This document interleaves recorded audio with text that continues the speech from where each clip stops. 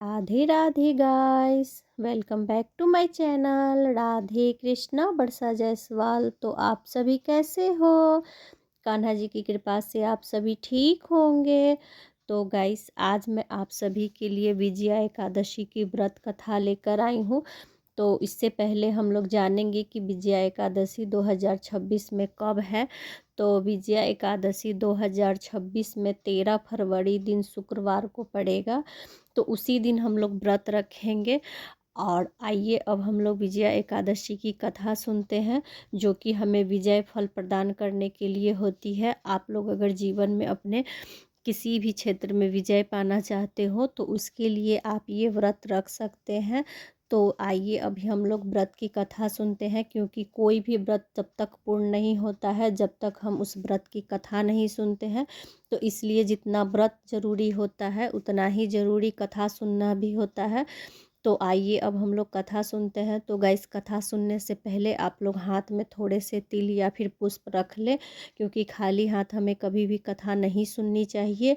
और हमेशा हमें आसन पे बैठ के ही कथा सुननी चाहिए। तो आप इस बात का भी ध्यान रखें। तो आइए अब हम लोग कथा सुनते हैं। तो बोलिए विष्णु भगवान की जय, लक्ष्मी माता की जय, कृष्ण कन्हैया की जय, राधा रानी की जय, लड्डू गोपाल की जय, गौ माता की जय, एकादशी व्रत की जय। जय जय श्री राधे, जय जय श्री राधे, जय जय श्री राधे। विजया एकादशी व्रत कथा। युधिष्ठिर ने पूछा, हे वासुदेव, फागुन मास के कृष्ण पक्ष में किस नाम की एकादशी होती है और उसका व्रत करने की क्या विधि है? कृपा करके बताइए। भगवान श्री कृष्ण बोले, युधिष्ठिर, एक बार नारद जी ब्रह्मा जी से फागुन मास के कृष्ण पक्ष की विजया एकादशी के व्रत से होने वाले पुण्य के बारे में पूछा था।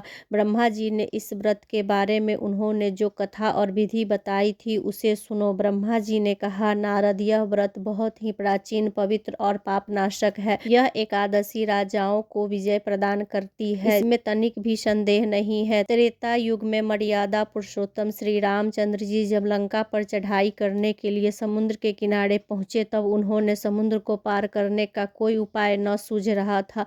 उन्होंने लक्ष्मण जी से पूछा, सुमित्रा नंदन, किस उपाय से इस समुद्र को पार किया जा सकता है? यह अत्यंत अगाध और भयंकर जल जंतुओं से भरा हुआ है। मुझे ऐसा कोई उपाय नहीं दिखाई देता जिससे इसको सुगमता से पार किया जा सके। लक्ष्मण जी बोले, हे प्रभु, आप ही आदि देव और पुराण पुरुषोत्तम पुरुष हैं, आपसे क्या छुपा है। यहाँ आधे योजन की दूरी पर कुमारी द्वीप में बकदालभ्य नामक मुनि रहते हैं। आप उन प्राचीन मुनीश्वर के पास जाकर उन्हीं से इसका उपाय पूछिए। श्री रामचंद्र जी महामुनि बकदालभ्य के आश्रम पहुँचे और उन्होंने मुनि को प्रणाम किया। महर्षि ने प्रसन्न होकर श्री रामचंद्र जी के आगमन का कारण पूछा। श्री रामचंद्र जी बोले, ब्राह्मण, मैं लंका पर चढ़ाई करने के उद्देश्य से अपनी सेना सहित यहाँ आया हूँ। मुनि, अब मुझे जिस प्रकार से समुद्र पार किया जा सके, कृपा करके वह उपाय बताइए। बकदालभ्य मुनि ने कहा, हे श्री राम, फागुन मास के कृष्ण पक्ष में जो विजया नाम की एकादशी होती है उसका व्रत करने से आपकी विजय होगी। निश्चय ही आप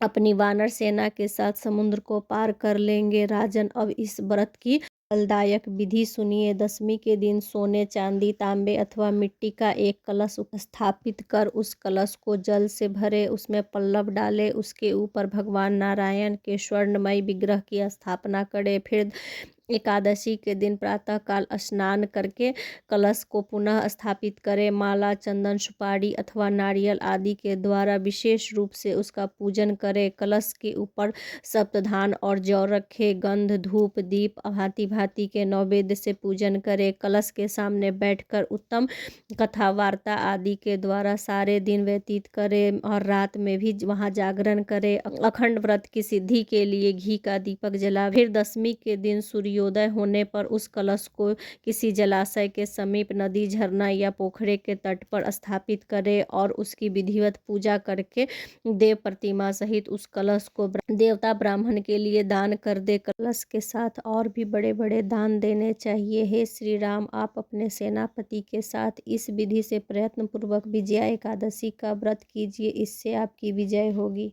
माँ जी कहते हैं, नारद यह सुनकर श्री रामचंद्र जी ने मुनि से कथा अनुसार उस समय विजया एकादशी का व्रत किया।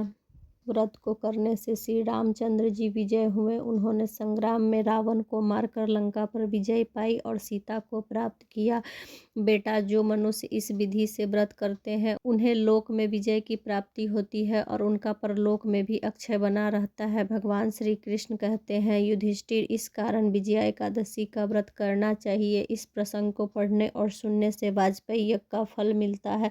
तो बोलिए विष्णु भगवान की जय, लक्ष्मी माता की जय, कृष्ण कन्हैया की जय, राधा रानी की जय, लड्डू गोपाल की जय, गौ माता की जय, एकादशी व्रत की जय। जय जय श्री राधे, जय जय श्री राधे, जय जय श्री राधे। तो गाइस, आप लोगों को मेरी ये वीडियो कैसी लगी आप लोग मुझे प्लीज़ कमेंट करके बताइएगा। और गाइस, अगर आप लोगों को मेरी वीडियो थोड़ी सी भी अच्छी लगी हो तो like share and subscribe. Radhe Radhe, Radhe Radhe, Radhe Radhe.